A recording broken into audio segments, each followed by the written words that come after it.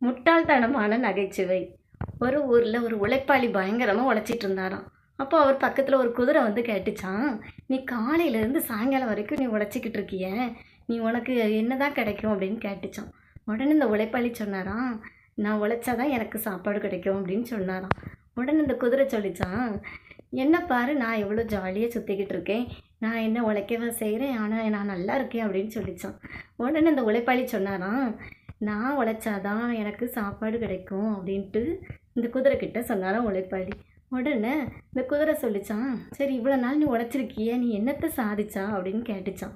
உடனே அந்த உழைப்பாளி சொன்னாராம், "நான் வந்து என்னுடைய குடும்பத்தை நான் காப்பாத்துறேன். அது மட்டும் இல்ல, நான் மத்தவங்களுக்கு நெறைய பேருக்கு நான் உதவி செய்றேன்" அப்படின்ட்டு அந்த உழைப்பாளி குதிரைக்கிட்ட சொன்னாராம். உடனே குதிரை, "நீ ஒரு முட்டாள், உன்னை திருத்தவே முடியாது" அப்படின்னு சொல்லிட்டு குதிரை அந்த இடத்த விட்டு நகர்ந்து போயிட்டான். இப்போ பார்த்தீங்கன்னா, நாட்கள் அப்படி போய்க்கிட்டே இருந்துச்சாம். திடீர்னு பார்த்தா ஒரு நாளு நல்ல பயங்கரமா மழை பெஞ்சுச்சாம்.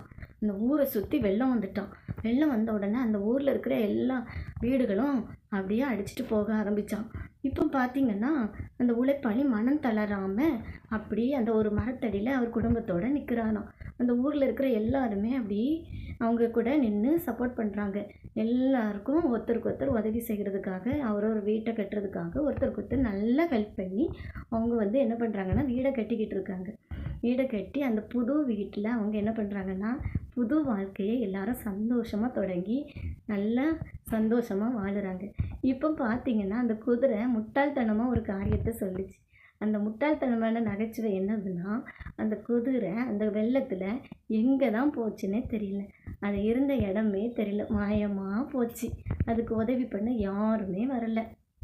அதுக்கப்புறம் என்ன நடந்துச்சுன்னா, அந்த ஊர்ல இருக்கிற மக்கள் எல்லாருமே சந்தோஷமா வாழ்ந்தாங்களாம். இந்த கதையிலேருந்து நம்ம என்ன கத்துக்கிடுறோம்னா, நம்ம நம்ம கண்டிப்பா சாதிக்க முடியும். கடுமையா உழைச்சா சாதிக்க முடியும். அது மட்டும் இல்ல, மத்தவங்களுக்கு உதவி செஞ்சா நமக்கும் உதவி கிடைக்கும்.